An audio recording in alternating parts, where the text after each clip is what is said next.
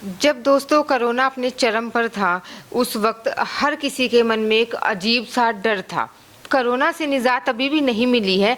ये अलग बात है कि वैक्सीन जो है वो आ चुकी है बाजार में, लेकिन जब कोरोना की शुरुआत हुई तो आम आदमी के साथ साथ डॉक्टर्स क्या, नर्सिस क्या, सभी के दिल में एक अजीब सा भय था, क्योंकि एक नई बीमारी, उससे कैसे निपटना है कोई भी नहीं जानता था। पीजीआईएमएस रोहतक की अगर हम बात करें तो यहाँ पर जो नर्सिंग स्टाफ था उनको कैसे मोटिवेट किया गया, उन्हें किस तरीके से काम करने के लिए प्रेरित किया गया, ये सब जानने के लिए आज हमारे साथ मौजूद हैं नर्सिंग सुप्रिटेंडेंट श्रीमती ईशवंती देवी जी। ईशवंती जी नमस्कार। नमस्कार जी। ईशवंती जी, आपसे जानना चाहेंगे कि जब कोरोना आया उस टाइम सबसे चैलेंजिंग आपके लिए क्या रहा? ऐसा कोई एक्सपीरियंस जो उस टाइम पे, पेंडेमिक के टाइम पे आपने फील किया हो और जो आप हमारे दर्शकों के साथ साझा करना चाहते हो? जी, सबसे बड़ा तो उस टाइम पे ये था कि पेंडेमिक आई और ये बीमारी आई, इसका किसी को पहले पता नहीं था इतना, और एकदम से इतना भयावह रूप इसने लिया कि सब के मन में, जैसे न्यूज़ वगैरह देखते थे, चाइना की देखते थे, चलते चलते आदमी गिर जाते हैं, तो हर किसी को जो है इनसिक्योर फील हो रहा था कि पता नहीं भाई ये तो बीमारी कैसी है, कोई बचेगा भी या नहीं बचेगा। और मोर ओवर जो हमारे यहाँ पे जैसे आए पेशेंट आने शुरू हुए, और जैसे जैसे ड्यूटियाँ लगाई गई या एकदम से लॉकडाउन हो गया।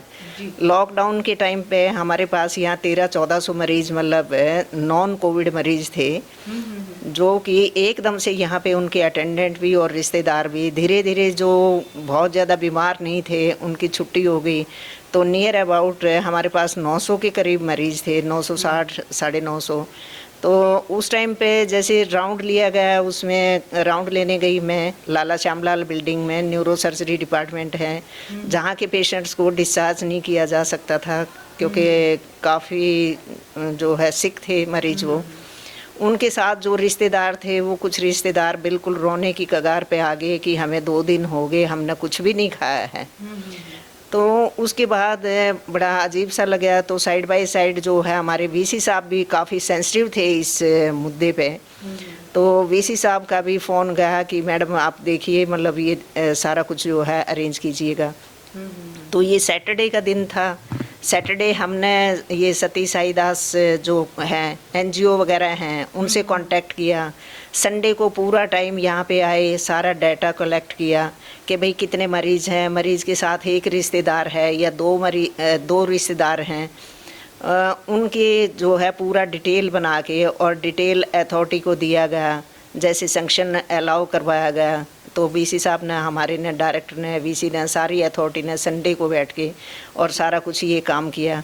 तो वो बड़ा उस टाइम पे चैलेंजेस लगे। देखो हम तो फिर भी यहाँ से घर से आ जा रहे थे, अपना व्हीकल्स पे आ रहे थे, अपने स्टाफ के लिए हमने अरेंज कर दिया था जो यहाँ पे रह रहे थे। लेकिन अटेंडेंस का जब हमने ये हाल देखा तो सबसे दुखदाई और सबसे चैलेंजेस फेस हमें वो लगा कि भाई इनको जो है खाना प्रोवाइड करवाना चाहिए, क्योंकि एक ये तीमारदार है मरीज के, दूसरा बेचारे लॉकडाउन में फंसे हुए हैं, खाना घर से नहीं आ रहा है। तो मरीजों के साथ साथ उनकी भी डाइट प्लान की गई और डाइटिशियन को टोटल दिया गया कि भाई हमारे पास इतने मरीज हैं और इतने रिश्तेदार हैं, और अथॉरिटी को भी जो है इससे अवगत करवाया गया, सर हमारे पास इतने इतने हैं, और हमारे वीसी साहब ने गवर्नमेंट से बात करके और इतने लोगों का खाना जो है अरेंज करवाया। जी ईशवंती जी, क्या आपको भी वो फेस करना पड़ा जब आपका जो नर्सिंग स्टाफ है वो लोग बचना चाहते थे कोरोना में ड्यूटी से? क्योंकि हम बात करें, ऐसी खबरें भी देखने में, सुनने में आई थी कि लोग चाहते थे कि किसी ना किसी तरीके से हम बच जाएं, भाई ड्यूटी ना करनी पड़े, कोई ना कोई ऐसा तरीका निकाल लेते थे, जैसे बच्चा स्कूल जाने के ना जाने के बहाने खोजता है। क्या आपके सामने भी ये चीज़ें आई? हाँ बिल्कुल, मतलब ऑब्वियसली ये तो ना ऐसा कुछ होता ही है, क्योंकि 5 उंगलियां एक सार नहीं होती। तो कुछ लोग ऐसे होते हैं कि ड्यूटी से बचने के लिए जो है तरीका खोजते हैं। तो कुछ लोग ऐसे भी थे कि आगे आके जिन्होंने थ्रू आउट कोरोना में ड्यूटी की है और ये कहा है कि मैडम आप हमारी ड्यूटी लगा दीजिएगा, और जिसने डबल ड्यूटियाँ भी की हैं इवन देन, क्योंकि हम कोरोना काल में जैसे 4 शिफ्ट में ड्यूटी लेते थे, कॉमनली हमारी 3 शिफ्ट की ड्यूटी है। लेकिन कोरोना काल में हमने जो ड्यूटी लगाई कोविड पेशेंट्स को ट्रीट करने के लिए वहाँ पे हमने 4 शिफ्ट में लगाई, क्योंकि वहाँ किट वगैरह पहननी होती थी, बड़ा जो है एकदम से काफ़ी एग्जर्टेड करने वाला मतलब ड्यूटी होती थी वो। तो उनको हम 6-6 घंटे की ड्यूटी देते थे, 6-6 घंटे का प्लान किया। और लोगों ने कईयों ने उस दौरान जो है सर्टिफिकेट भी दिए यहाँ पे कि जी क्रॉनिक इलनेस है मुझे, कईयों ने स्टैट भी मतलब बनवाए।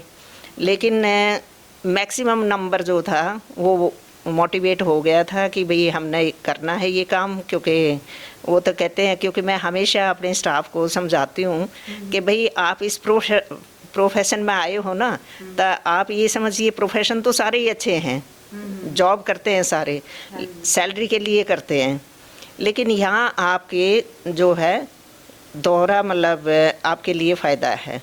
वो कहते हैं ना, चलो सखी उस देश में जहाँ कृष्ण का राज, पानी भरें दर्शन करें, एक पंथ दो काज। तो आप ये देखो, सैलरी की सैलरी मिलती है, सेवा की सेवा होती है। लोग तो सेवा करने के लिए पता नहीं कहाँ कहाँ जाते हैं, कहाँ कहाँ भटकते हैं कि हम सेवा दें, हम सेवा दें। तो मैंने कहा आप अपनी ड्यूटी प्रॉपर करो, लोगों की सेवा करो, तुम्हारे लिए जो है यही सफलता की कुंजी है। यशवंती जी, क्या उस टाइम पे जो प्रेग्नेंट थी नर्सिस, उनकी भी आपने ड्यूटी लगाई थी या उनकी ड्यूटी नहीं लगाई थी? किस तरीके से मैनेज किया उस चीज़ को आपने? देखिए, सरकार की तो उस टाइम पे कोई इंस्ट्रक्शन ऐसी आई नहीं थी, कोई गाइडलाइन ऐसी इशू नहीं थी। मैंने नेट एक्सप्लोर किए, सारा कुछ देखा, फॉरेन के भी देखे, तो क्लियर गाइडलाइन कहीं नहीं थी कि किसकी ड्यूटी लगानी है, किसकी नहीं लगानी है। लेटर ऑन तो आ गई थी, लेकिन मैंने मैक्सिमम जो है स्टार्टिंग से ही ये किया था कि जो प्रेग्नेंट थी नर्सिस या जो लैक्टेटिंग मदर थी जिनके बच्चे छोटे थे या क्रॉनिक इलनेस थी किसी की, तो उनको मैंने जो है कोविड ड्यूटी में नहीं डाला कोरोना के पेशेंट्स के पास। मैंने उनको नॉन कोविड में काम लिया, क्योंकि हमारी साइड बाय साइड दोनों ही चल रहे थे, नॉन कोविड पेशेंट भी थे हमारे पास, कोविड पॉजिटिव भी थे।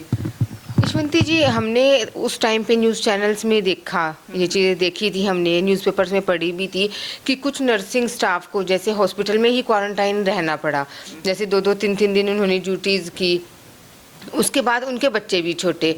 वो तस्वीरें सामने ऐसी आ रही थी कि बच्चा दूर खड़ा है अपने पिता के साथ, नर्स इधर खड़ी है, उसकी मदर जो है वो इधर खड़ी है, रो रही हैं। तो आपके सामने भी ऐसी कुछ समस्याएं आई कि जिनके बच्चे छोटे थे, अब वो बच्चा चाहता है कि मैं माँ से मिलूं, क्योंकि बेचारे को 2-3 दिन हो गए, 4 दिन हो गए, 5 दिन हो गए।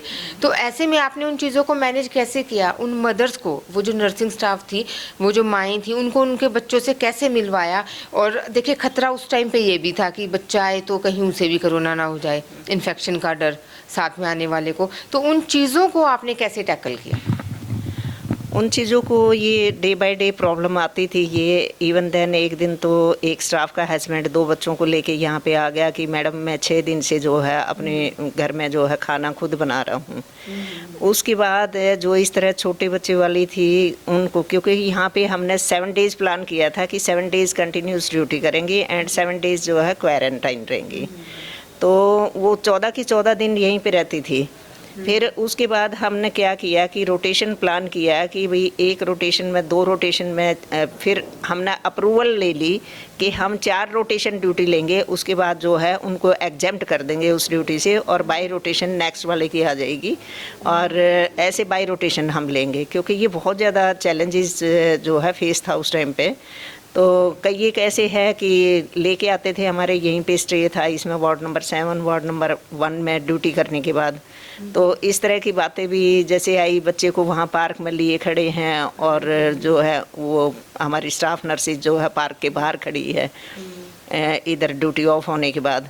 तो वो इस तरह की प्रॉब्लम आई हैं, और उनको ये भी बताया कि भाई देखो थोड़ा मैनेज करना पड़ेगा, ड्यूटी तो ड्यूटी है। अगर इस टाइम पे देखो, अगर आफत आती है देश पे, अगर सोल्जर उसी टाइम पे जो है वो अपने पैर पीछे खींच ले, तो ये तो बात अच्छी नहीं ना। उनको खूब मोटिवेट किया। उसके बाद उन्होंने क्या करना शुरू किया कि जिनके बच्चे छोटे थे इस टाइप के, उन्होंने किसी ना किसी अपने रिश्तेदार को, हमने यहाँ से सर्टिफिकेट वगैरह जो है डीसी से किसी के इशू करवाए कि भाई वो अपने रिलेटिव को बुला लें, क्योंकि ड्यूटी तो करनी पड़ेगी, मस्ट है।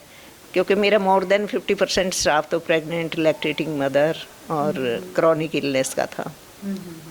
तो फिर ये प्रॉब्लम आती है, क्योंकि वो 20 हिसाब से अप्रूवल भी ले ली थी हमने, मिनट्स भी बनाई थी हमने एक कमेटी बना के कि भाई इन लोगों को जो है हमने कोविड ड्यूटी के लिए नहीं डालना, वहाँ पे नॉन कोविड में हम उनसे काम लेंगे।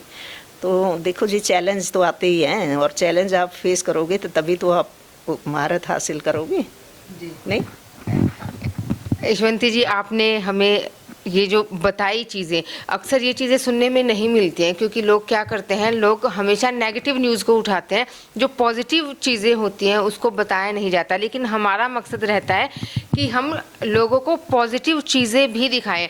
और यशवंती जी ने एक बेहद ही अपनी खूबसूरत स्माइल के साथ हमें सारी बातें बताई, कृष्ण जी का भी जिक्र किया बीच में, भगवान कृष्ण का, और ये भी कहा कि ड्यूटी तो जी करनी पड़ती है, अगर आप काम नहीं करेंगे, सेवा नहीं करेंगे तो फिर उसका कोई फ़ायदा नहीं।